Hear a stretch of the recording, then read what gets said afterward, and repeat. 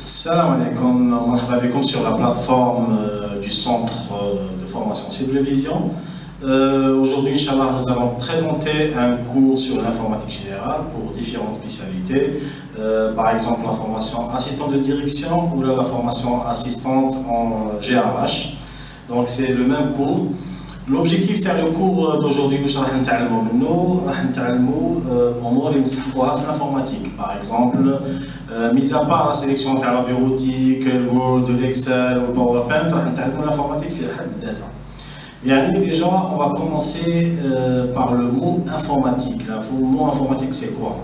C'est le mot informatique, mais là, c'est quoi le mot informatique? Le mot informatique est un mot composé de deux parties. Donc, c'est information. Oui, le TIC, c'est automatique. Le MANATAO, c'est le traitement de l'information d'une manière automatique. Donc, il y a quelque chose qui traite automatiquement l'information dans un ordinateur.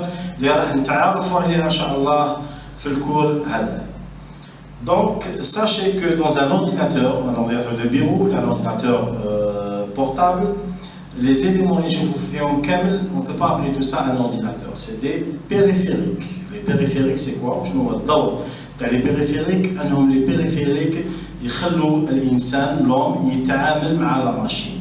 معناتها la machine fait certains éléments essentiels اللي نقدروا نسميوهم ordinateur. Par exemple, nous avons un écran, un clavier, souris, baffe et tout. C'est des périphériques de communication qui sont classés en trois catégories. La première catégorie, les périphériques d'entrée. Ça veut dire quoi, le périphérique d'entrée? Les périphériques qui يدخلوا المعلومات من الخارج للداخل. يعني الإنسان qui يحب يدخل المعلومة لداخل الأورديناتور تاعو يستعملها. Par exemple, le clavier, quand je tape une information, c'est un périphérique qui يدخل المعلومة. Par contre, si je vois l'écran, donc il me fait sortir des informations. Je suis le consommateur. Allez, chauffe. Donc c'est un périphérique de sortie. Par exemple, la souris. La souris, quand je bouge la souris, c'est des signaux les bâtons derrière l'ordinateur pour faire bouger le curseur. Donc c'est un périphérique d'entrée. Si je parle par exemple des baffes, donc le son de l'intérieur de la machine vers l'extérieur, donc c'est un périphérique de sortie. Si je parle d'une webcam, par exemple, le rôle de la vidéo ou le rôle de l'écran. Donc, elle prend l'image derrière. Donc, c'est un périphérique d'entrée. Autre périphérique, par exemple, si je parle d'un lecteur DVD, le lecteur DVD, je parle bien de lecteur DVD, c'est un périphérique d'entrée parce que le est dans un support de stockage le DVD qui le lecteur a l'information pour l'ordinateur. Donc c'est un périphérique d'entrée. Par contre, si je parle d'un lecteur ou d'un graveur plutôt DVD, là il fait les deux rôles. Donc il y a les données le DVD et aussi il peut me graver des informations. Donc c'est un périphérique d'entrée et sortie. Toutes ces informations, les périphériques, ce n'est pas l'ordinateur lui-même, mais c'est des périphériques qui ont la machine. Par contre, nous avons quatre éléments essentiels, d'ailleurs c'est très important dans le cours d'aujourd'hui, quatre éléments essentiels, les HUMA et KOUNU un ordinateur. Donc quand je dis un ordinateur, ce n'est pas forcément un ordinateur de bureau. Il y a un ordinateur dans un véhicule, dans un avion, dans une machine, dans un robot. Donc on peut appeler tout ça un ordinateur. Les éléments essentiels l'icône d'un ordinateur, donc il y a la carte mère. Donc la carte mère, c'est un élément essentiel. Là, tu vois. Voilà, donc ça, c'est la carte mère. C'est un ensemble d'éléments électroniques. Voilà.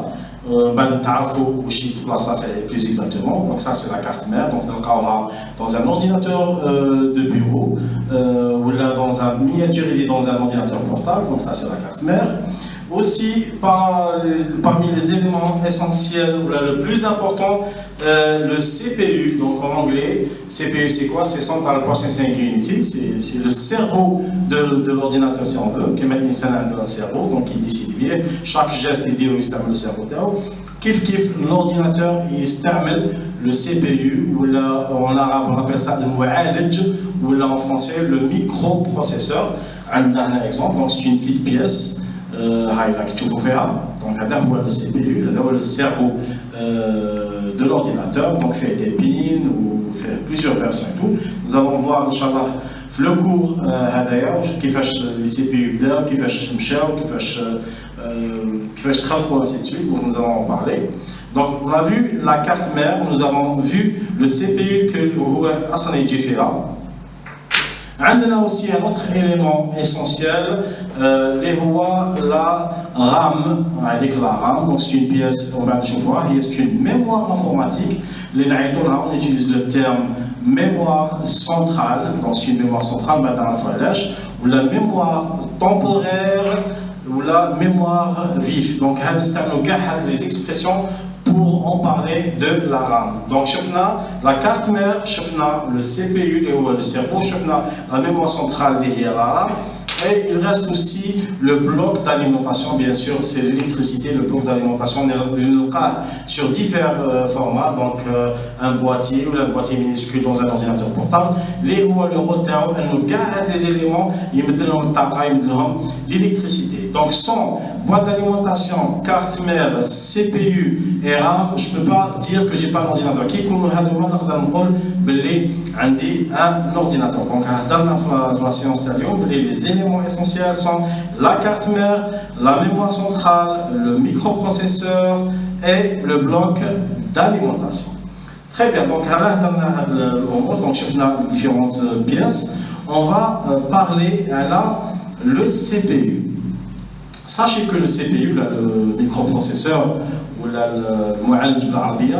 le problème les CPU, le problème ils surchauffent les CPU puisqu'ils traitent beaucoup d'informations donc ça surchauffe, le problème ça surchauffe. Donc c'est pour ça que dans une carte mère qui est placée le CPU, dans une carte mère, on a ce qu'on appelle un ventilateur, un ventilo, voilà donc c'est un ventilo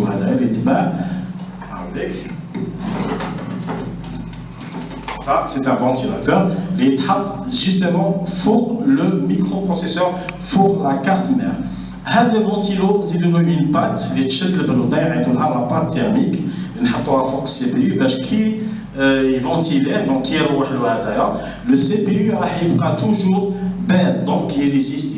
Remarquez que les ordinateurs portables Telecom qui donc c'est le ventilateur qui tourne d'une manière très forte.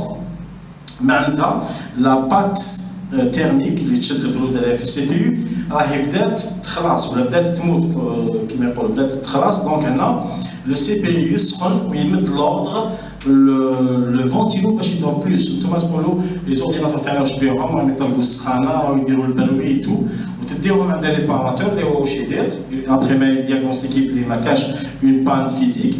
Alors il a ajouté la patte thermique Fox CPU, donc il a ajouté. Maintenant vous allez remarquer que le système Telecom, l'ordinateur Telecom, il est le plus long du monde, mais bloqué, mais bugué, mais étrange.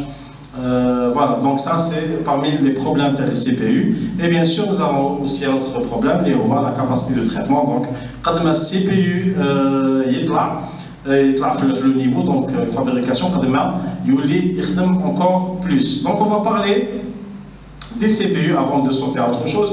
On va parler des CPU. Donc, là, donc, il y a plusieurs versions. Donc, les CPU, par exemple, on ne va pas les citer tous, on va parler de la maison Intel, fabricant des CPU, qui par exemple, dans les fins des années 90, les débuts des années 2000, on parlait des CPU, par exemple Pentium 1. Pour les anciens, normalement ici, il y a à fois le terme Pentium 1. Donc c'est parmi les anciennes générations de CPU. Le Pentium 1, c'était un ordinateur réussi, mais donc il traite l'information et aussi il se rend. Donc, mis à part la technologie de refroidissement, la patte thermique et la ventilation, sachez qu'il y a eu d'autres solutions, mais qui sont coûteuses, donc ralliées. On les trouve dans les serveurs de données. Par exemple, c'est le système de la tuyauterie doté de l'azote. L'azote, c'est un liquide très froid, donc moins 90 degrés, tête zéro, tête zéro. Il en boucle le CPU, donc mais ce n'est pas donné à tout le monde d'acheter des ordinateurs qui sont dotés d'un circuit d'azote. Donc c'est hors gabarit. Pour les CPU, donc, ils ont cherché à trouver une solution. Aujourd'hui, la solution de la CPU, ils ont pensé à créer un CPU qui calcule plus d'informations. Donc, ils ont créé le Pentium 2, le Pentium 3, donc il y a des gens qui font le Pentium 3, et le Pentium 4 qui a fait un ravage. C'était un ordinateur réussi, mais tout de même, un traitement plus compliqué, plus rapide, ainsi de suite. Donc là, ils ont créé ce qu'on appelle un microprocesseur, le dual core. Le dual core. Ça veut dire quoi le dual core? C'est deux microprocesseurs fait mais il fait deux processeurs. Le meilleur intérêt des deux processeurs qui va chez le chauffe. Qui est à 1 degré parce que le CPU qui est à 90 degrés, il chauffe et il يطفى. يقولوا كي تلحق انت قريب 90 degrés راح تحبس automatiquement et je prends le relais. La deuxième partie, le deuxième CPU prend le relais en attendant que le CPU numéro 1 يبرد الاخر يسخن يprend le relais. Donc يخدموا هذا يخدم هذا يسخن هذا يديماري الاخر ainsi de suite. Donc ça a été un succès كبير. Mais donc qu'est-ce qu'ils ont fait? Ils ont créé un autre CPU, le corps de duo, donc chacun dual core, le corps de duo, c'est la même chose, donc fait deux microprocesseurs, mais les deux en même temps. Donc ça sera 50-50. Donc s'il y a une tâche, les G, donc ils passent moi, donc mais ils se rangent automatiquement. Elle a une tâche bien précise. Donc, quand je dis une tâche, c'est l'utilisateur qui est en train d'utiliser l'ordinateur. Donc là, c'est le corps de duo. Et ça faisait un ravage, donc ça faisait un succès fou. Donc, comme nous faisons le i3. Il y a plusieurs CPU qui sont à gauche et à droite, donc c'est des séries. Mais maintenant, on va parler du principe. Le i3 kiff. Donc, c'est un seul CPU composé de 3 corps. Donc, imaginez qu'une tâche simulée à 100%, qui est G, elle va être partagée sur 33, 33, 34%. Donc, automatiquement, la tâche va être réglée, elle va être passée facilement. Il n'y aura pas de bug, ni lenteur, ni autre. Kiff, le i5.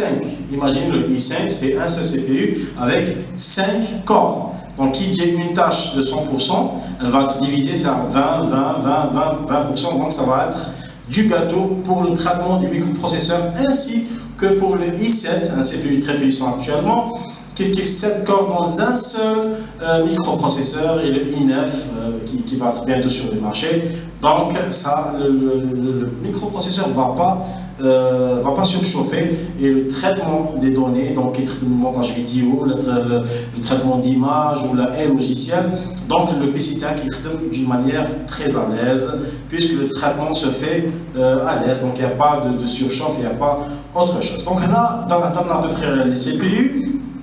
D'ailleurs, le magasin de la formation en informatique générale, un kit donc assistant, donc dans votre propre boîte, qui dit un fournisseur un fournisseur un fournisseur par exemple pour le service secrétariat, je n'aurai pas besoin des ordinateurs puissants. Si j'achète des i3, c'est largement suffisant. Par contre, le service communication qui traite l'image, la vidéo et tout, là, il a besoin d'un ordinateur très puissant. Donc je lui achète un i5. Par exemple, d'autres bureaux qui m'ont limité le rappel, le personnel là, ils n'ont pas besoin d'un ordinateur très puissant. Donc là, je peux gérer mon budget en quelque sorte. C'est pour ça l'informatique générale est très utile dans des formations pareilles. Le sujet donc nous avons parlé à la CPU, dans l'historique, on a des éléments essentiels d'un ordinateur. On va parler aussi des mémoires informatiques. Les mémoires informatiques, il y en a 4. La RAM, la mémoire centrale. D'accord? La mémoire centrale, ou la mémoire volatile, il y a plusieurs expressions, ou la mémoire vive, je vais vous expliquer le rôle d'une RAM. Imaginez que vous êtes en train d'écrire un livre avec plusieurs pages, en utilisant le logiciel Word, et d'un coup, l'électricité. Donc une coupure d'électricité. Les pages la mémoire c'était la mémoire vive, la mémoire centrale les données tant qu'il y a de l'électricité. D'ailleurs, c'est pour ça que c'est la mémoire volatile, qui est dans l'électricité comme un oiseau.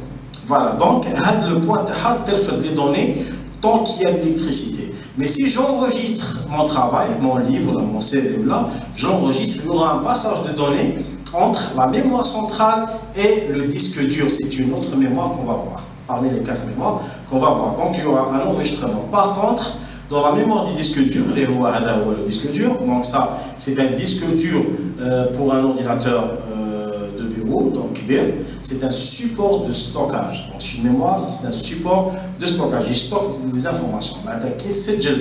Les informations, je peux les consulter même après m'avoir fait l'ordinateur.